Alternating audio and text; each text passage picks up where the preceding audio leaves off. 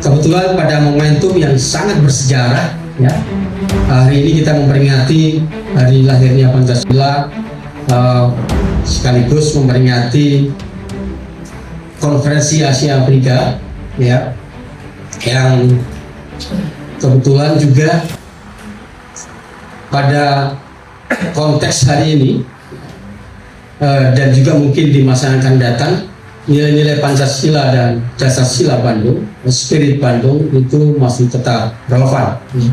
Nah, Bapak Ibu sekalian, kalau kita lihat hari ini, ya, kita saksikan bersama, dunia itu menghadapi multi krisis, ya, yang belum pernah terjadi pasca Perang Dunia Kedua. Ya, hari ini kita menghadapi berbagai krisis, konflik terjadi di mana-mana. Ya.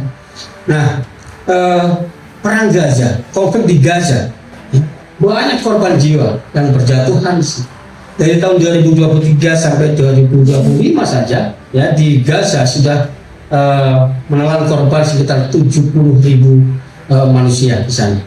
Nah, kemudian juga di Ukraina, ya, perang Ukraina dan Rusia, nah, itu juga menelan korban sekitar 78.000 manusia meninggal. Nah, padahal dalam salah satu prinsip Dasar Sila Bandung itu adalah memandang dari, mengedepankan dari sisi manusia, ya. Nah, perdamaian, keadilan. Nah, tetapi hari ini, ya, prinsip-prinsip Dasar Sila Bandung itu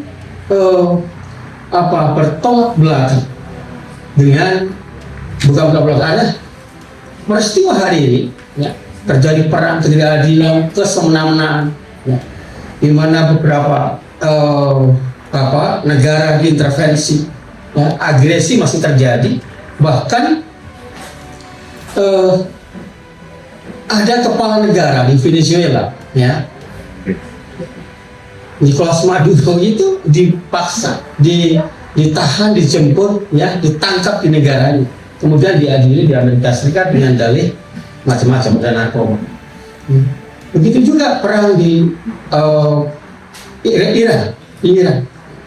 Nah, ini pasal kedaulatan, hegemoni negara-negara besar, negara-negara seperti Amerika itu sebenarnya prinsipnya kurang lebih sama juga ketika pasca Perang Dunia Kedua, ya, dunia dibelah menjadi dua blok timur dan blok barat, ya, yang menciptakan ketidakadilan global. Nah, pada saat itu, ya, ketika dunia dibelah menjadi dua blok timur, blok barat yang kapitalis, ya, blok timur kemudian komunis. Nah, Soekarno menggagas yang namanya Konferensi Asia Afrika, ya, sekarang kemudian menjadi gerakan non-blok. Tadi sudah disinggung ada 29 negara yang tergabung di dalam Konferensi Asia Afrika. Nah, itu antitesa dari hegemoni, ya, ketidakadilan yang terjadi pada saat itu. Nah, dulu, ya, pola hubungan dunia itu masih bipolar. Sekarang sudah multipolar, makin complicated, makin kompleks, ya. Nah, tapi esensinya sebenarnya tidak jauh beda sebenarnya. Ini adalah soal soal ketidakadilan, ya, soal sumber daya ujung-ujung. Bagaimana negara-negara besar eksploitasi sumber daya yang ada di berbagai negara. Nah, kemudian, ya, apa yang terjadi di Sudan juga, ya, terjadi ribuan warga sipil, ya, yang mengungsi, ya, bahkan tercatat sebagai pengungsi sipil terbesar hari ini. Nah, begitu juga di konflik di Myanmar, perang saudara, ya, di Haiti, perang antar geng dan sebagainya. Jadi dunia hari ini kita menghadapi multi krisis dimensional. Nah, Dan akhirnya apa yang terjadi? Ya, terjadi krisis kepercayaan sistem internasional ketika perilaku tadi seperti yang saya sampaikan, perilaku sepihak negara-negara besar yang melanggar piagam PBB, yang melanggar hukum humaniter, nah yang melakukan agresi, yang melakukan klaim, misalnya Amerika mengklaim Greenland dan Kanada, tadi menangkap Nicolas Maduro, melakukan serangan perang terhadap Iran dan membunuh para pemimpin Iran di sana. Nah, dan PBB tidak bisa berbuat apa-apa. Peran PBB dipertanyakan di situ. Padahal terjadi pelanggaran prinsip-prinsip yang diatur di dalam piagam PBB, yang diatur dalam hukum humaniter. Nah, ini jelas bertentangan dengan prinsip dasar sila baru.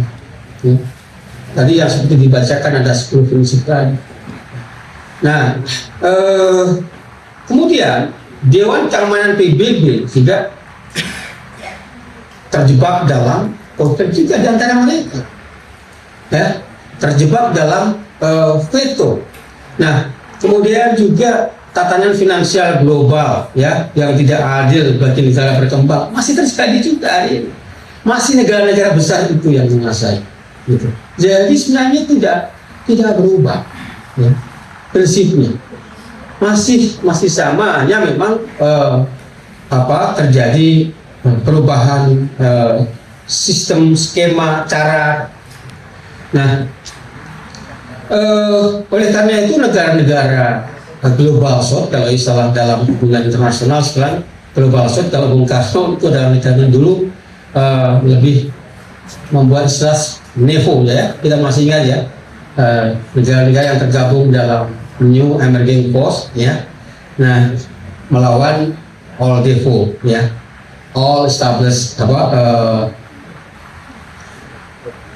negara-negara yang All Devo, negara-negara yang berkuasa pada saat itu, Amerika, Inggris dan Rusia juga pada saat itu. Jadi Bung Karno menggalang Konfederasi Asia Afrika itu juga dalam rangka membangun New Emerging Force.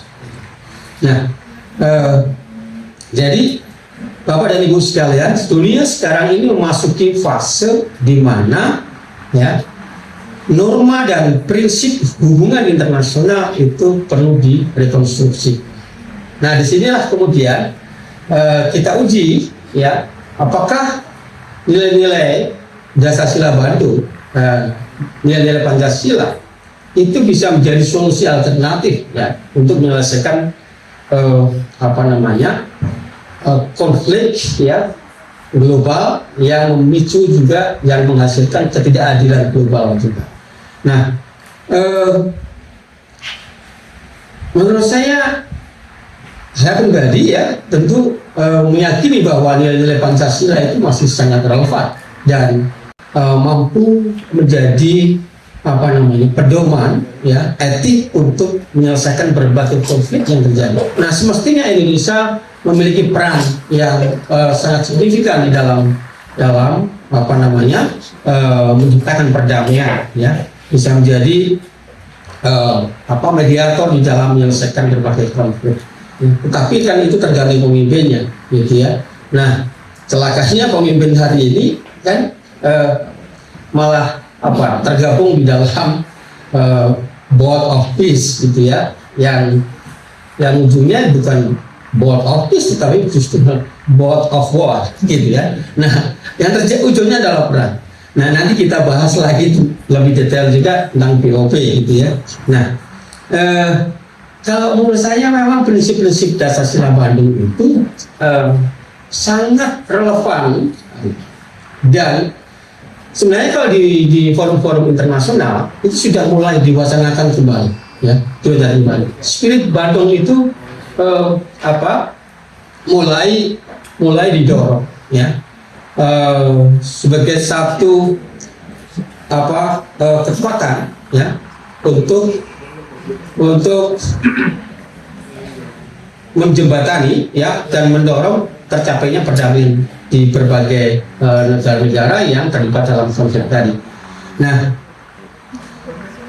jadi pertanyaannya adalah apakah Pancasila ya itu memiliki nilai-nilai universal? Saya kira iya, kalau kita lihat dari apa yang disampaikan oleh Profesor Notonegoro misalnya, bahwa Pancasila itu sebagai dasar negara Indonesia memiliki 3 dimensi ya, ontologis, epistemologis, dan aksiologis, dan memiliki nilai-nilai universal. Nah, Pancasila itu memang kata Soekarno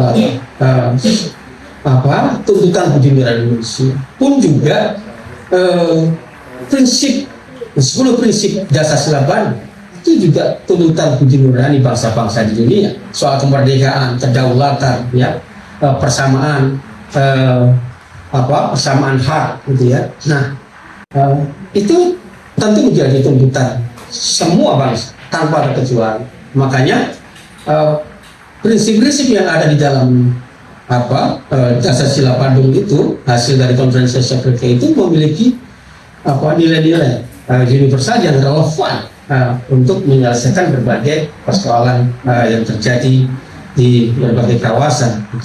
Nah, Bapak dan Ibu sekalian, ya, dari sisi diplomatik, ya, beberapa kali pemerintah Indonesia ya itu mencoba, sudah teruji ya, untuk mengimplementasikan nilai Pancasila dalam diplomasi internasional. Misalnya Indonesia sampai sekarang itu masih konsisten ya untuk memediasi Palestina dan Israel misalnya, ya. Nah, Indonesia konsisten mendukung kemerdekaan Palestina ya melalui prinsip kemanusiaan dan keadilan sebagaimana yang terkandung di dalam Pancasila dan dasar Sila Bandung. Nah, kemudian juga krisis Rohingya ya, Indonesia juga aktif melakukan diplomasi kemanusiaan ya. Tentu ini juga berbasis pada nilai Pancasila ya, sila kedua Pancasila ya, kemanusiaan. Nah, begitu juga konflik di ASEAN. Nah, pendekatan musyawarah untuk mufakat ya itu juga selalu dikedepankan pemerintah Indonesia di dalam forum-forum internasional ya untuk menyelesaikan masalah konflik gitu ya. Nah, jadi secara ilmiah juga bisa dibuktikan ya, misalnya Nasuha ya, dia mengatakan bahwa pendekatan yang berbasis Pancasila itu terbukti efektif ya sebagai model ya resolusi konflik ya yang mengutamakan dialog ya, prinsip-prinsip keadilan dan kemanusiaan. Nah, itu menurut Nasuha ini menjadi model yang sangat efektif ya. Nah, dan juga banyak penelitian, buku, jurnal ya yang membahas tentang bagaimana Pancasila ya, diplomasi Pancasila yang melahirkan resolusi konflik itu banyak sekali ya. Artinya juga bisa dibuktikan secara ilmiah gitu. Nah, kemudian Bapak dan Ibu sekalian ya, nah, saya ingin mencoba untuk membahas terkait relevansi dasar Sila Bandung dalam tatanan dunia kontemporer gitu ya. Nah, prinsip perdamaian ya ini dan dialog itu selalu menjadi agenda utama dari pemerintah Indonesia ya untuk menyelesaikan dalam diplomasi internasional, apakah itu menyelesaikan konflik dan lain sebagainya gitu ya. Nah, jadi menurut saya masih sangat relevan prinsip dasar sila Bandung ini, dan itu diakui ya oleh tadi berbagai pemimpin-pemimpin dunia dan juga para akademisi, para peneliti, ya. Nah, cuma gini, tadi kembali ke board of peace tadi itu, ya. Board of peace. Nah, board of peace ini apakah merupakan alternatif baru atau tantangan bagi PBB? Karena forum ini kan dibentuk ya oleh Trump, ya, oleh Trump. Forum ini di luar PBB. Bahkan Trump menyatakan, ya, board of peace bisa menggantikan PBB. Maka ini akan menjadi ancaman bagi PBB, ya. Nah, saya juga heran kenapa Pak Prabowo, ya, itu bergabung ke POP. Ya. Logika awam pun, ya, itu sebenarnya sebuah keputusan yang itu board of peace, ya. Loh, board of peace itu Bapak dan Ibu sekalian, ini kan dibentuk atas inisiatif Donald Trump, ya, Donald Trump. Tujuan awalnya adalah untuk mengawasi perdamaian di Gaza, ya. Tetapi, ya, di dalam piagam POP itu, itu tidak dibatasi, ya, ruang lingkupnya, sehingga berpotensi, ya, ini akan memiliki mandat yang lebih luas, dan itu terkonfirmasi ketika Trump menyatakan POP bisa menggantikan PBB. Nah, kemudian kalau kita lihat dari struktur organisasinya, struktur organisasi POP, ya, itu ada tingkatan, ada level eksekutif board, ya, itu ada 7 orang yang dipimpin oleh Donald Trump, ya. Nah,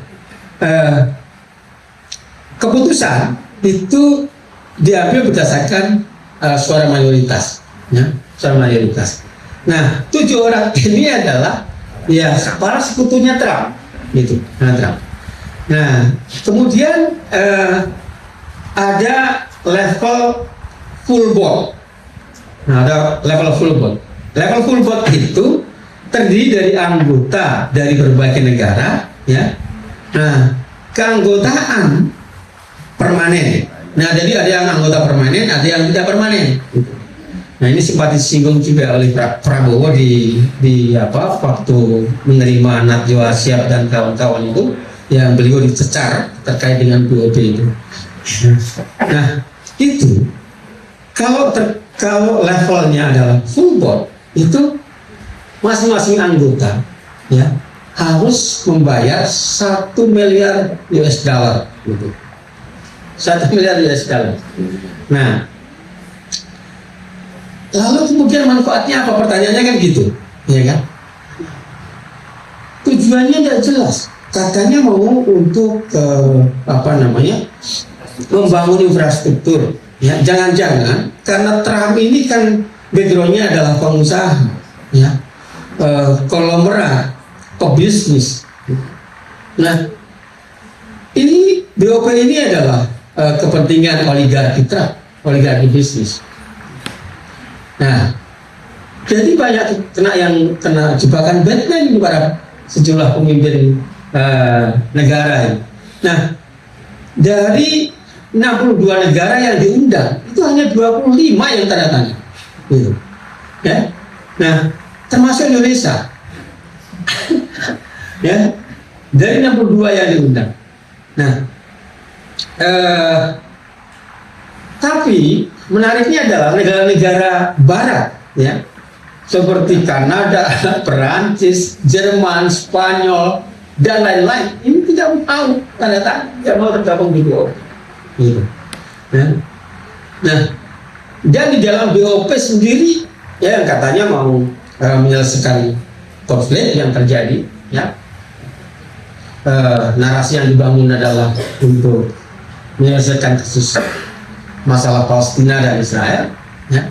Tetapi tidak ada Palestina yang tergabung dalam BOP itu. Kan ini sesuatu yang apa namanya anomali gitu ya. Nah, jadi kemudian ya Rusia juga menolak, tidak mau bergabung dalam BOP. Nah terus cara BOP, nah, masuk BOP, kan nggak ada manfaatnya. Terus kita harus membayar ya 1 miliar US dollar. Ya. Nah, sementara masyarakat Indonesia masih banyak yang membutuhkan bantuan ini, masih banyak yang miskin, ya. Sektor pendidikan juga masih kekurangan dana, ya. Di satu sisi kita diminta untuk efisiensi, di sisi yang lain kita harus membayar, mengeluarkan uang, ya, untuk BOP dan juga untuk jalan-jalan ke luar negeri. Jadi ada macam inkonsistensi di sini. Nah, kemudian selain full board itu ada level teknokrat, ya, semacam komite, gitu. Nah, kalau ini ya disinilah masuknya tentang Palestina itu, ya, komite teknokrat Palestina untuk operasional, gitu, ya kan? Nah, tetapi tidak ada Palestina, nggak ada di situ, ya, di situ. Jadi tentu saja ya apa namanya BOP ya yang katanya untuk menciptakan perdamaian, mengawasi apa namanya konflik ya perdamaian di Gaza, dan saya kira ini sesuatu yang patut dipertanyakan gitu ya. Nah, ada yang menarik juga di sini, ya. Ada beberapa data, ya. Banyak negara Barat yang menolak. Kemudian hingga Mei 2026 itu tidak ada dana di rekening BOP, ya. Nah, justru ditemukan apa namanya sejumlah dana, ya, yang mengalir ya di rekening JP Morgan. Siapa JP Morgan? Cari sendiri, silakan browsing. Ini adalah perusahaan multinational corporation ya yang di belakangnya ya ini adalah Yahudi ya. Ini jadi sebenarnya banyak yang menimbulkan pertanyaan ya terang dari membuat BOP tadi. Nah, selain BOP, ada kebijakan tentang ART, ya. Agreement Reciprocal Trade. Ini juga menjadi masalah. Ya. Ini soal perjanjian dagang antara Indonesia dan Amerika. Ya. Banyak para pengamat, banyak para praktisi, ya, yang menyatakan bahwa perjanjian ART ini banyak merugikan Indonesia. Nah, beberapa komitmen, ya, beberapa komitmen Indonesia terhadap Amerika, ya, akses pasar 90% untuk Amerika Serikat, ya, itu bebas tarif 0%, ya, 0%, menghapus berbagai hambatan, ya, perizinan, TKDN, ya, sertifikasi dan sebagainya. Nah, pembelian batu bara, metalurgi, LPG, crude oil, pesawat, seperti ini, ya. Dan kemudian impor beras, bahkan ya, pembelian produk pertanian Amerika Serikat untuk industri dalam negeri.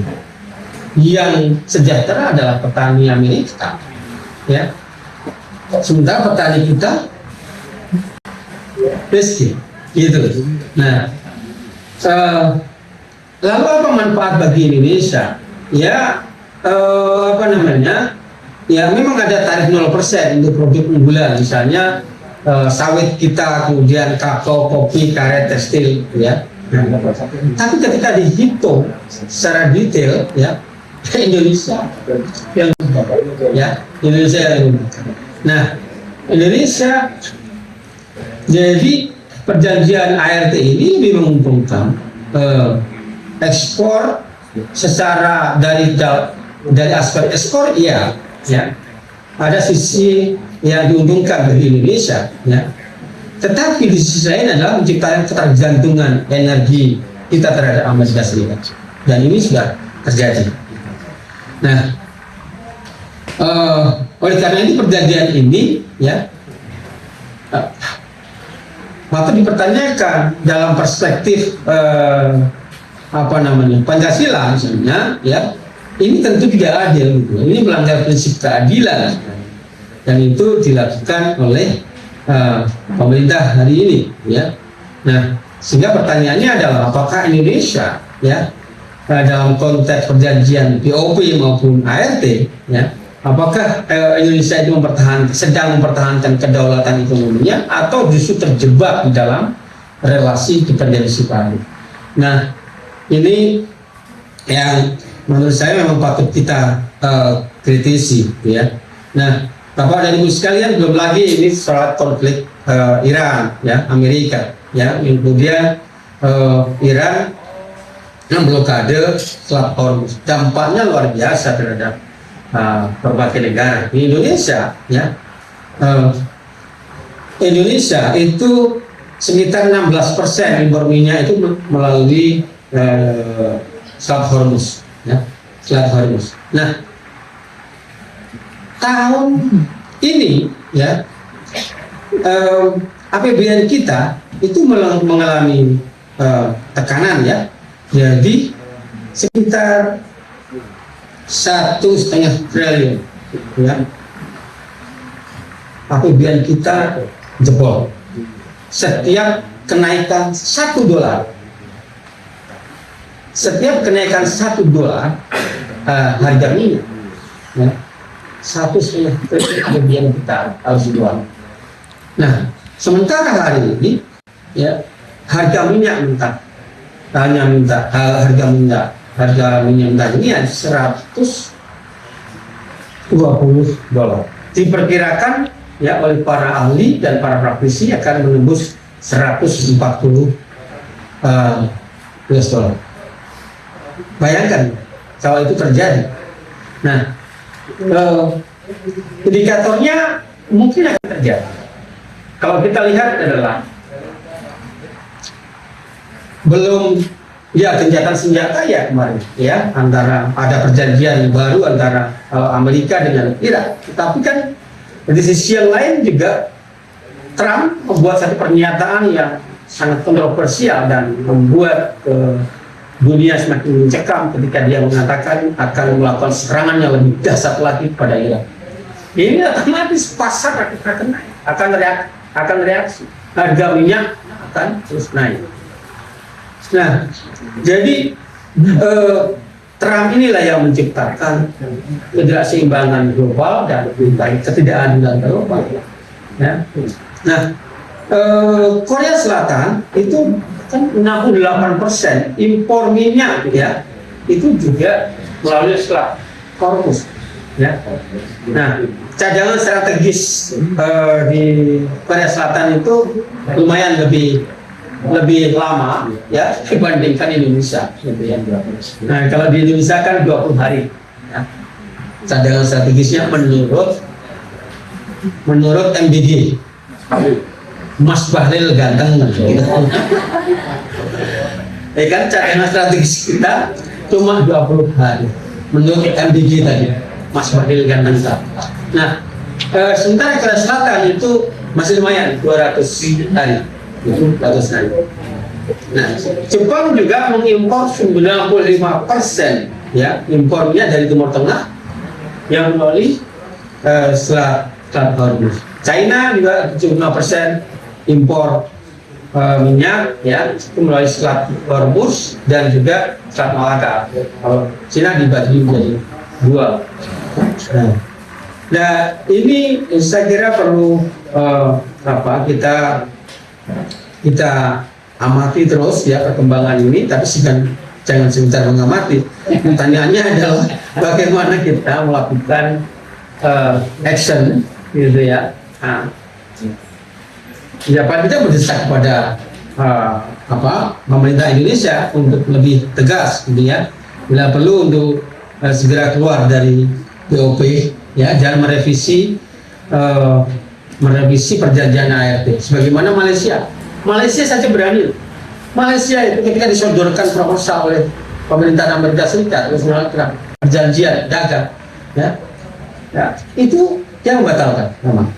Itu. Nah, jadi kita merindukan pemimpin seperti Bung Karno yang berani mengatakan go to hell with your head, gitu ya. Justru malah Malaysia, ya, Mahathir Muhammad, sekarang Anwar Ibrahim, dan juga beberapa negara, pemimpin negara di Amerika Latin, ya, yang memiliki karakter yang tegas dan berani untuk melawan neoliberal. Nah, bagaimana negara Indonesia? Iya, nilai sendiri lah Bapak-Bapak sekalian, cuma omono gitu. Nah, jadi Bapak dan Ibu sekalian, lalu bagaimana tantangan dan prospek ke depan, gitu ya? Nah,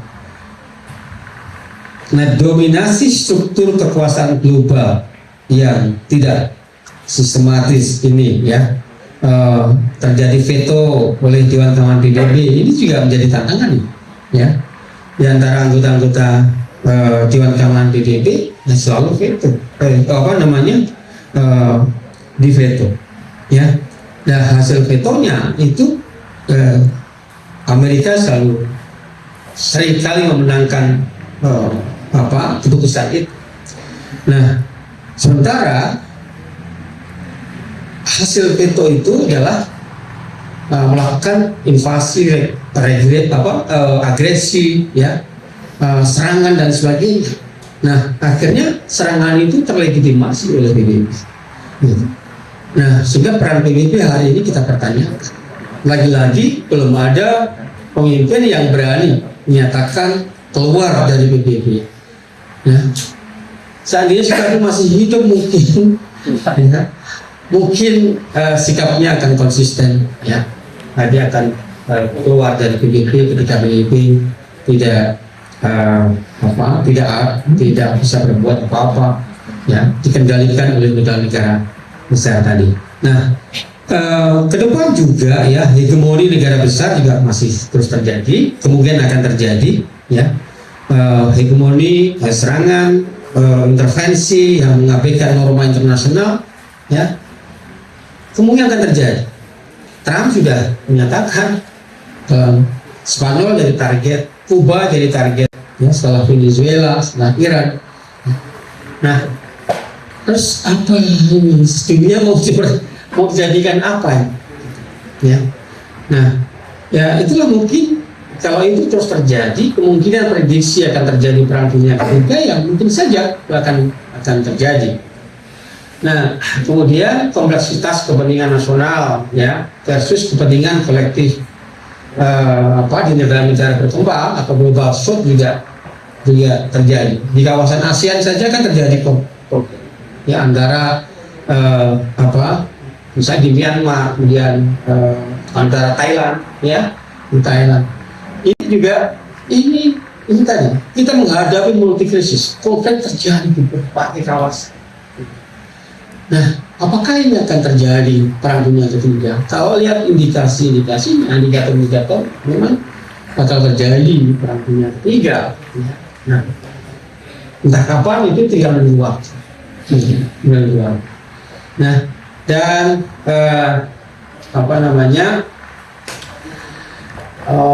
yang paling penting adalah bagaimana posisi Indonesia, ya, di tengah krisis multidimensi tadi. Nah, menurut saya konflik global di abad ke-21 ini memang menunjukkan kegagalan, ya. Berbagai diplomasi, perang terus terjadi, gitu. Masih terjadi, eksploitasi masih terus terjadi. Nah, jadi kegagalan yang kekuatan militer yang dikedepankan karena juga, ya, kekuatan militer juga tidak mampu menciptakan perdamaian, gitu, ya.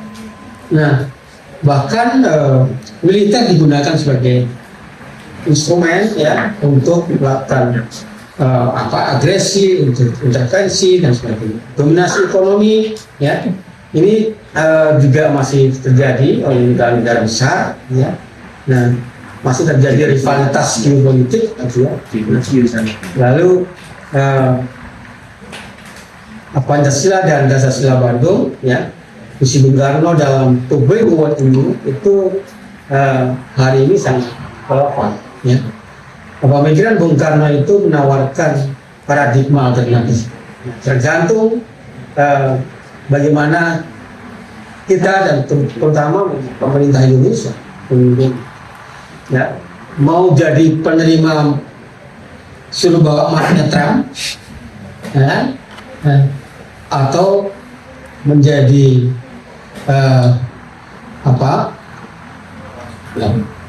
pelopor, ya, untuk menciptakan perdamaian dan keadilan di dunia. Mungkin itu Mas sebagai pengantar, nanti bisa kita diskusi, lebih kurang mohon maaf bila terlalu panjang. Wassalamualaikum warahmatullahi wabarakatuh.